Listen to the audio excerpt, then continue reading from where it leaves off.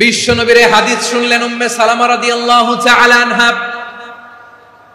ওনার স্বামী হলো আবু সালামা। মজার ঘটনা খেয়াল করে শুনেন।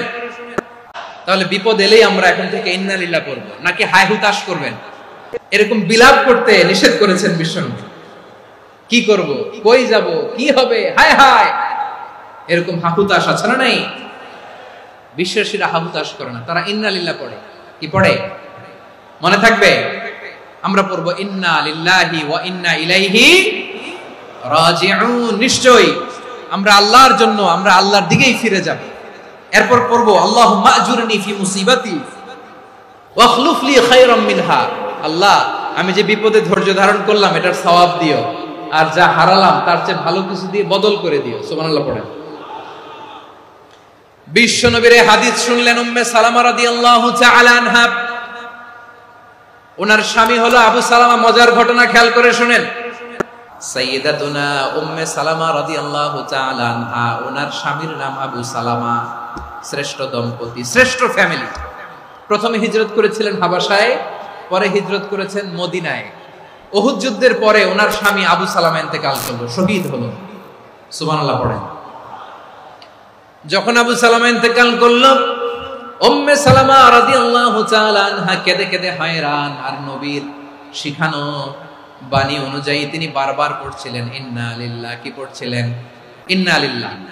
যেহেতু বিশ্বনবী বলেছেন কেউ যদি বিপদের প্রথম ধাক্কায় পড়ে ইন্না লিল্লাহি ওয়া ইন্না ইলাইহি রাজিউন, আল্লাহুম্মা আজুরনি ফি মুসিবাতি ওয়া আখলুফ লি খায়রাম মিনহা, তাহলে এই বিপদে যে সে যা হারালো তার চেয়ে শ্রেষ্ঠ কিছু দিয়ে আল্লাহ তার বদল দিয়ে দিবে। এই হাদিস শুনে উম্মে সালামা রাদিয়াল্লাহু তাআলা আনহা ওনার প্রাণ প্রিয় স্বামী আবু সালামার ইন্তেকালের পরে চোখের পানি ছাড়ে আর পড়ে ইন্না লিল্লাহি ওয়া ইন্না ইলাইহি রাজিউন, আল্লাহুম্মা আজুরনি ফি মুসিবাতি ওয়া আখলুফ লি খায়রাম মিনহা।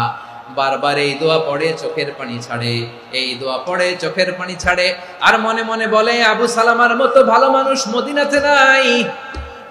আবু সালামার চেয়েও ভালো মানুষ মদিনাতে নাই। তার চেয়ে ভালো মানুষ কি করে আল্লাহ তাআলা আমারে দিবে? তার চেয়ে ভালো মানুষ তো আমি মদিনাতে দেখি না। চোখের পানি দিয়ে বুক ভাসায় আর নবীর হাদিসের উপর আমল করে পড়ে ইন্না লিল্লাহি ওয়া ইন্না ইলাইহি রাজিউন, ইন্না লিল্লাহি ওয়া ইন্না ইলাইহি রাজিউন। পড়তে পড়তে চোখের পানি ছাড়ে আর চিন্তা করে বিশ্বনবী বললেন এই দোয়া পড়লে যেটা হারালাম তার চেয়ে ভালো কিছু দিয়ে আল্লাহ পুরস্কার দেয়। আবু সালামের চেয়ে ভালো মানুষ মদিনার মধ্যে আর কে হতে পারে? কি আজীব তামাশা, কি অবাক করা ঘটনা। কিছুদিন পরে দেখা গেল সাইয়্যিদুল মুরসালিন রাহমাতাল লিল আলামিন স্বয়ং বিশ্ব নবী উম্মে সালামাকে বিয়ের প্রস্তাব পাঠিয়েছে। স্বয়ং বিশ্ব নবী উম্মে সালামা রাদিয়াল্লাহু তাআলা আনহাকে বিয়ের প্রস্তাব পাঠিয়েছেন। উনি রাজি হয়ে গেলেন, বিয়ে হয়ে গেল। উনি হয়ে গেলেন উম্মুল মুমিনিন, আমাদের মা, পুরো মুসলিম উম্মার মা। চিৎকার করে বলেন আল্লাহু আকবার। তাহলে আমার প্রাণ প্রিয় ভাইরা, বিপদে পড়লে আমরা পড়বো ইন্না লিল্লাহি ওয়া ইন্না ইলাইহি রাজিউন, আল্লাহুম্মা আজুরনি ফি মুসিবাতি ওয়া আখলুফ লি খায়রাম মিনহা। যারা যারা বিপদ আসলে এই দোয়াটা পড়বেন এখন থেকে আওয়াজ করে ইনশাআল্লাহ বলেন। যা হারাইছেন তার চেয়ে শ্রেষ্ঠ জিনিস দিয়ে বদলা দিবে কে? তাহলে বিপদে পড়লেই প্রথমে আমরা এটা পড়বো। শুনে শুনে মুখস্থ করবেন।